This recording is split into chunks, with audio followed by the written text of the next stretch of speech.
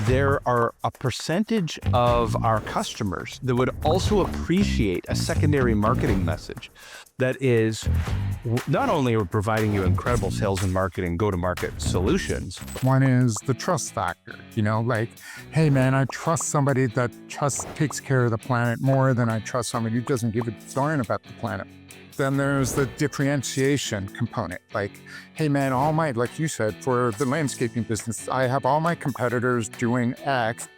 If I do the environmental version of that, I'm going to be way different than that. It's a differentiation.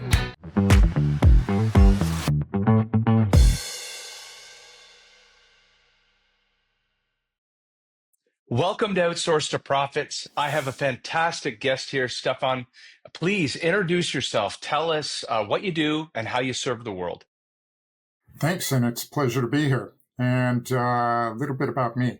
I've had 7 of my own companies over the years, and I've taught environmental entrepreneurship at Columbia University, for Stony Brook, for New York City, for a few others as well.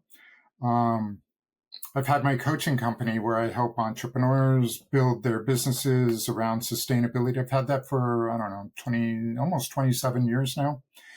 And all told, I've worked with maybe 4,000 people around the world, and helping them grow their businesses or their careers. So that's a little bit about me. Fantastic. So we're going to talk about how profit and environmental impact can coexist. I'll tell you a quick story. And maybe there's been multiple movements, but in the late 2000s, we'll call it 2005 through 2010, here in Canada, there was this massive movement towards the green movement at that period of time. And I saw, the profiteer that I am, I saw a great opportunity. And that opportunity was that what I had done all through high school and university was I ran landscaping companies, but there was no green landscaping company in all of Canada. So deep on the internet, you can still find Jamie Shanks, owner of EcoCut. I was about to build a franchising model. I built Canada's first zero emissions landscaping company. So we actually, before you could buy them at Rona and Home Depot, we actually flew in lithium-ion batteries from China, assembled our own lawnmowers and our own whippersnippers on a trailer tied behind smart cars, and then offset the carbon footprint of the smart cars. And we would go door to door and we would buy out the contract of the landscaping business to be equal to this new service with 300 customers immediately. It was an amazing ride. It didn't last long, partner issues. But with that, there has always been this kind of push pull into corporate meets environmental. Do you mind, in your own words, describe where we are at this moment in time in the environmental in the environment that we have today? Where do you see it? Is it a push-pull? Like, tell us about the boots on the ground here. Yeah, that's a good question. And I see it more like a pull. And that there's a demand for it. It's supply and demand. I call it, you call it push-pull, same thing, right? Demand is like, hey man, yeah, there's a lot of the community and businesses are looking for environmental solutions to things. And I love your story and your example. And oh man, I can riff on that one. So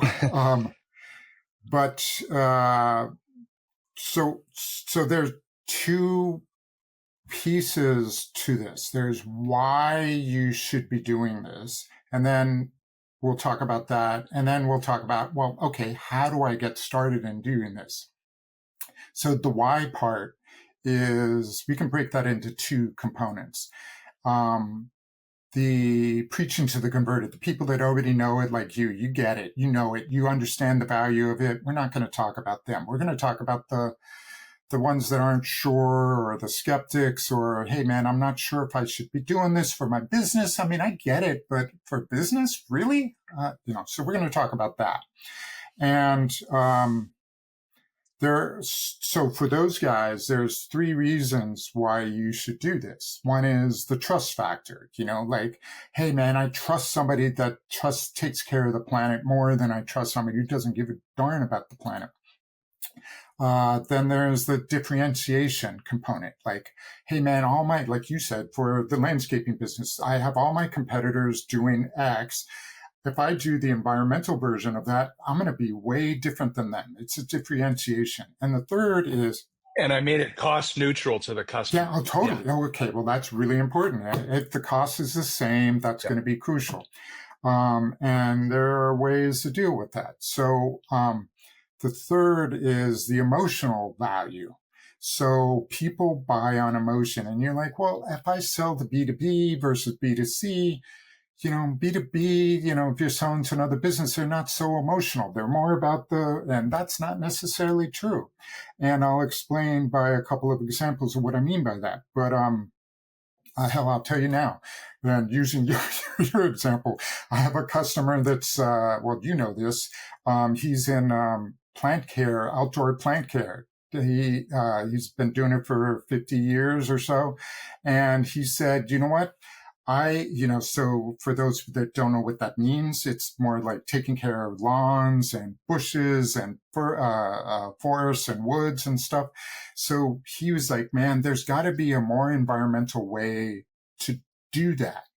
So at the B2B level, he has major corporations that are hiring him because he has an all-natural, fully biodegradable solution for ticks and rodent control. So he has major utilities that are like, hey man, you can take care of our employees, and you can make sure we can tell our community that we're taking care of the community by not pumping all these toxic chemicals. Okay, and so the guy is so damn busy now with his corporate accounts because of that. And then so that's his message for the B2B. Now the B2C is, well, okay, cool. So,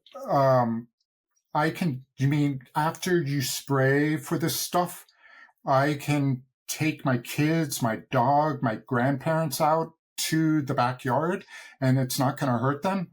Hell yeah, I'm interested. So he does that. So I love the guy, and my biggest issue with him is that he's so darn busy now because of all this that he's had to reschedule with me the last 3 sessions. And it's like, it's a good problem to have, but it's like, okay, man, we opened up the Pandora's box for him. So that's all why you should do it. Now, how you go about doing that? Okay, let's talk about that for a second. The first thing is, as you know, that the environment is really vast. There's alternative energy, there's waste management, there's water, clean water, there's biodiversity, there blah, blah, blah. I have 10 of these things. So you pick one that's most interesting, or what really is the most interesting for you. And then you build your business, you build that into your business. So the first thing is you pick what's most interesting, the biggest issue for you, and that's what we start with. Meanwhile, you keep your company going the way it's going.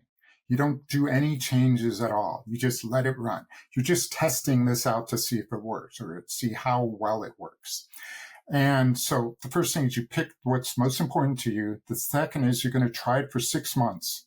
And within 6 months, you're going to define the metrics. Okay, in 6 months, I need to see revenue. I need to see employee change. I need. In 6 months, then I know it's working if I can do that. The third thing is, who's my target? Well, my target audience is, in your case, people that have backyards or front yards or whatever. That's my target. Therefore, my message needs to be blah, blah, blah. So what is your solution to their? So what you're going to do is you're going to say, my biggest pain for that, or that target's biggest pain is X. Then your solution to that, from an environmental perspective, you drop that into your messaging and how you do it. And then the other thing is you're going to keep it simple. You don't want to start something really complicated. This backyard guy, he said to his B2C customers, he said, I have an organic fertilizer. He didn't say how he got it. He just said, I have an organic fertilizer. What that entailed was he didn't say this to the customers, but he essentially collected leaves from all of his customers and he made compost piles and they broke down and they created a tea, a liquid. And that liquid became compost tea, which was an organic fertilizer, as you know all too well. And he would sell the organic fertilizer to his customers. So keep it simple was, I have an organic fertilizer. And that's what he did. So now, if you're not sure, if you're like, hey, man, I'm not really sure what the most environmental solution or what's already being done out there, you can use AI to help you figure that out, or you can get an outsourced team if you want to help you figure out how to build this into your business model. Again, you're just testing this out. And then, like you launch any product or service, you do the same here. You just use LinkedIn, you use social media, you use online marketing, messaging, your website, blah, blah, blah. You put all that together, and that's how you go about doing it. So an example, how about a coffee brand? Let's say you sell coffee and your environmental issue is deforestation. Man, that burns my bacon. Every time I hear about somebody clear-cutting land or woods, I get really pissed off. Well, okay, build that into your product. Buy and test it out and see if it works. You can say, I'm going to donate 2% of all my revenue to a reforestation project in, I don't care, Indonesia or whatever. But I'm all about helping grow trees, not destroy them. And not only that, but my packaging for my coffee is going to be compostable. So instead of throwing it out and going into a landfill, it can go into a compost pile. So you can say, I have a compostable package and I'm donating 2% of my sales. That's boom. And then you test it out for 6 months and see how it goes. Yeah, and one of the comments, you and I were talking about this offline, those in the audience, some will be B2C, some will be B2B. Where I feel that it works well in B2B is companies don't buy things. People within the company are the procurers of solutions, products, and services. So the decision makers, champions, and influencers in a company are actually who you're trying to influence, not the company itself. So as a B2B organization, there's a cohort of potential buyers that resonate. I look at my offshore agency. My offshore agency is employing soon to be, right now we have 78 employees, soon to be hundreds and hundreds of teammates in South Asia, in Dhaka, Bangladesh. Now, we haven't leaned into this story enough yet, but there are a percentage of our customers that would also appreciate a secondary marketing message that is not only providing you incredible sales and marketing go-to-market solutions, but at the same time, we're actually changing waterways or feeding families or doing these other things for other parts of the world. It becomes a marketing message that you win the cohort of customer that wants great service at an extremely competitive price, labor arbitrage. And then you just added an entire new cohort. Your total addressable market, in essence, just expanded because now I can resonate to those that, yes, profitable growth was on their agenda. But now that you've just added on top a secondary marketing message of helping communities, now when it's apples to apples comparison against your competitors, they're like, well, I mean, this is simple. I get a 2-for-1 here in the marketing message. And so anything you want to kind of add on top of that for those that are in B2B, that of course, the things that they sell are digital, so they don't impact water or biodiversity or these sort of things. but at the same time, they can invest profit to make impact and then swing it into a marketing message. Yeah. Yeah. I was helping somebody on LinkedIn. He had his company was all about helping you do better on LinkedIn. That's what he did. He had nothing to do with the environment. So That's my there you old go. business. So Yeah. so you know all too well. So maybe this is for you too. I have many companies I've owned. So with him, I asked him the same question. I said, well, what is really important to you about the environment? And we went back and forth for a while. And then he said, waters. I was like, really, what about water? And he said, the oceans. I was like, okay, cool. What if you partnered with a nonprofit that did beach cleanups and you gave them, that becomes a new target market for you.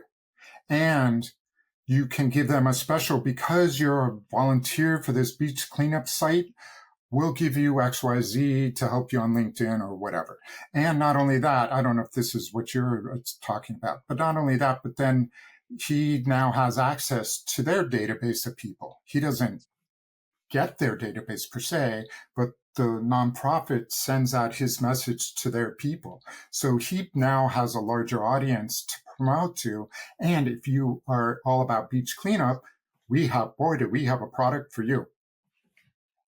Yeah, I'm a real big believer that it's rarely is it retractive in your, so in marketing, you've got total addressable market, serviceable, addressable or attainable market, or I forget it's TAM, SAM, SOM. But basically, long of the short, the definitions of TAM, SAM, SOM, what ends up happening is you've just created an extra bubble on top of your existing market. Rarely, by you demonstrating sustainability, ESG, does it shrink your market. I think it's an Yeah, additive thing. I do too. Uh, how do people get a hold of you if they want to learn more about applying ESG into their business, B2B, B2C, in ways of thinking additive to their Yeah, marketing that's a message? great question. I think certainly my email, which is, I'll say it and then my website, which is bestcoachesinc.com. And on there, you can look and see we have not hundreds, but we have a lot of testimonials of past clients and whatnot. You can see what we do and how we do it on our price points, all that fun stuff. If you want to just, hey man, test something with me and reach out to me, you could probably do that through email or through LinkedIn. My LinkedIn profile is Best Coaches, I think. I think it's Best Coaches. And my email is Stefan@bestcoachesinc.com. Stefan is spelled Stefan at bestcoachesinc.com. Fantastic. Well, Oh, thank my you so pleasure. much for being on Outsource to Oh, thank Profits. you. It's great to be here. Thank you.